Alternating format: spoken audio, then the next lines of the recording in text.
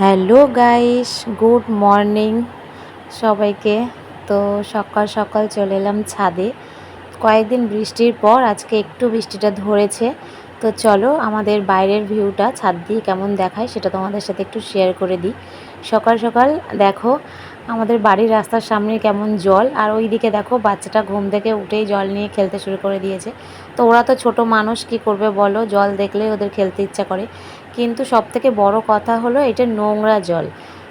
এটা নোংরা কেন বলছি তারও একটি মানে আছে, সেটা হলো এই রাস্তাটার কোনো ড্রেন নেই, তাই এই রাস্তাটার যে ড্রেনটা সেটা মাটির, আর তার সঙ্গে প্রত্যেকটা বাড়ির বাথরুমের সঙ্গে লাগোয়া। তো যথারীতি বাথরুমে যত টয়লেট এই রাস্তার ড্রেনের সঙ্গেই মানে বয়ে যাচ্ছে আর কি, তার সঙ্গে রাস্তাটাও। তো সেই কারণে এটা নোংরা, আর আমরা একেবারেই বাড়ির থেকে বেরোতে পারছি না।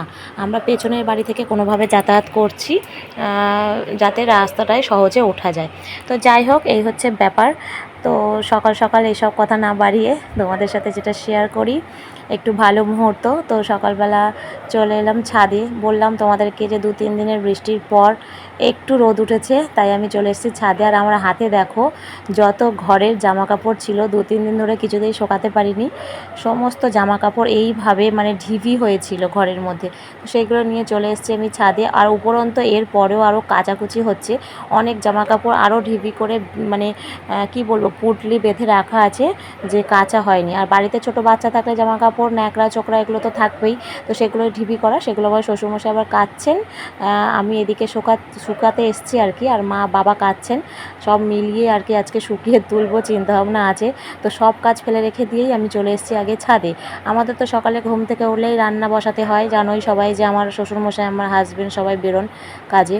তো ওই জন্য সকাল সকাল রান্নাতেই আগে যেতে হয়। তো আজকে আমি কি করেছি, উঠেই চলে এসেছি ছাদে, কারণ মা এখনও ঘুম থেকে ওঠেনি। আর আজকে একটু সকাল সকাল উঠেছি, আর পরে গিয়ে রান্নায় যোগাযোগ করবো। আর মাকে বলেছি তুমি এদিকটা সামলাও, আমি জামা কাপড়গুলো শুকিয়ে তুলি।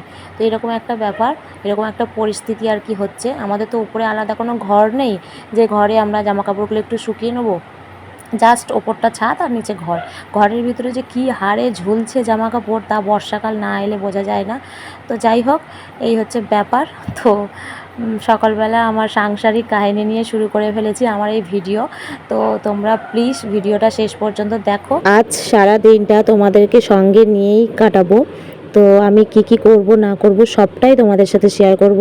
তো একটাই অনুরোধ, তোমরা প্লিজ আমার সঙ্গে থাকো আর ভিডিওটি শেষ পর্যন্ত দেখতে থাকো।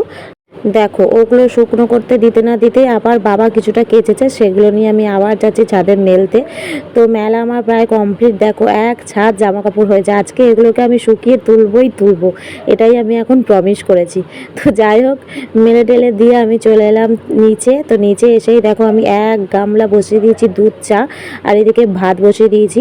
তো চা হয়ে যাওয়ার পর আরও একটি ভাত বসিয়ে দিয়েছি। তো দুটো ভাতের মধ্যে হচ্ছে একটা আমাদের আর একটা আমাদের বাড়ির 4 পেয়েদের। তো অনেকগুলো কুকুর আছে তাদের। তো এদিকে কুটুসের দুধও গরম করে ফেলেছি, আর তারপর বসে পড়েছি আনাজ কুটতে। তো আজকে রান্নাবান্নার বেশ ধুম রয়েছে, কারণ আজকে ছুটির দিন। আর বলতে লাগবে না নিশ্চয় আজকে কী বার। তো রান্নাবান্নার কাটাকুটি চলছে। আর এইদিকে আমার ভাই চলে এসছে, ও প্রত্যেক সপ্তাহে এই দিনে ওর ক্লাস থাকে আমাদের পাড়ার এখানেই। তো এই কারণে ও ক্লাসে আছে, আর ও এখন কুটুসের সাথে খেলছে, আর আমি এদিকে আনাজ কাটছি। তো এখন টিফিনের ব্যবস্থা করতে হবে, তার কারণ হচ্ছে ভাইটা একটু খেয়ে যাবে। তো আমি এখানে বসে পড়েছি লুচির সমস্ত জোগাড়যন্ত্র করতে আর কি। তো আজকে হবে আটার লুচি, আর আমাদের বাড়িতে আটার লুচি খেতে সবাই খুব ভালোবাসে। প্রথমত আমার শ্বশুরমশাই, তারপরে আমি। তো এই হচ্ছে ব্যাপার। আর এদিকে দেখো আমি আটা মেখেছি আর সঙ্গে ছাতু মেখেছি। এটা হলো স্কুলের ছাতু, আমার কুটুসকে দেয় খেতে। আজ ভাবলাম এই ছাতু দিয়ে একটু পুর বানাই, একটু পুর দিয়ে লুচি বানাবো। তো এদিকে দেখো মা লোটে ঝুড়ি বানিয়ে ফেলেছে, আর এদিকে আমাদের মাছ টাছ সব চলে এসছে। আর এদিকে একটু সাদা সাদা আলুর তরকারি করেছি, তো এটা লুচির সাথে বেশ জমে যাবে। আর ওদিকে কড়া তো গরম করতে বসিয়েই দিয়েছি। ছেলেকে নিয়ে স্কুলে গেলে প্রায় অনেকেই বলে এই স্কুলের ছাতুটা নাকি শরীরের পক্ষে খুব ভালো, আর এটার নাকি পুর বানিয়ে লুচি করলে বেশ সুন্দর ফোলে আর খুব ভালো খেতে হয়। তো আজকে প্রথমবার বানাবো, তো দেখি কীরকম খেতে হয় আর কেমন ধরনের ফোলে। তো দিয়েছি কড়াইতে লুচিটা, দেখতেই পাচ্ছ। তো দেখো ওয়াও, এমনি খুব সুন্দর ফুলেছে। এমনিতেও আমাদের লুচি একটু বড় বড় ফোলাই হয়, তো এটা আটা দিয়ে করেছি, একটু অন্যরকম হয়েছে। তো দেখা যাক স্বাদে কি হয়। তো চলো লুচিগুলো এবার ভেজে নিয়ে ফিরে আসছি। ফিরে এলাম একেবারে খাবার প্লেট সাজিয়ে। তো সবাইয়ের খাওয়া দাওয়া প্রায় কমপ্লিট। আমার ভাইয়ের খাওয়া হয়ে গেছে, আর একটা ভাসুর এসেছিলো, আমার হাজবেন্ড, সবাই খেয়ে নিয়েছে। এখন বসেছি আমার শ্বশুরমশাই, আমার শাশুড়ি মা আর আমি। তো চলো, খাওয়া দাওয়াও হয়ে গেছে। এখন চলে এসেছি আবার রান্নাঘরে। তো আজকে আমাদের রান্না হচ্ছে খয়রা মাছ দিয়ে, বেগুন আলু দিয়ে, ধনেপাতা দিয়ে একটা আলাদা করে ঝোল। আর আগেই তোমাদেরকে দেখিয়েছি যে লোটে ঝুরি, আর হয়েছে চিংড়ি মাছ দিয়ে, কুমড়ো আলু পুঁই শাক দিয়ে তরকারি। তো এই হচ্ছে আমাদের রান্না। তো এদিকে আমার বাসন কোসন মাজা প্রায় কমপ্লিট, আর কুটুসকেও চান টান করে রেডি করে দিয়েছি।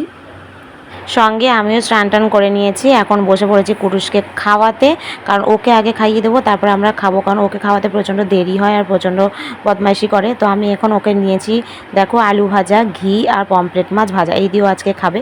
তারপর আমরা খাওয়া দাওয়া সেরে নিয়েছিলাম, তারপর পড়েছিলাম ঘুমিয়ে। বিকেলবেলা উঠে আবার দেখো বসে পড়ছি শাক কুটতে, আর ওদিকে ওর দাদু ওর সাথে খেলছে।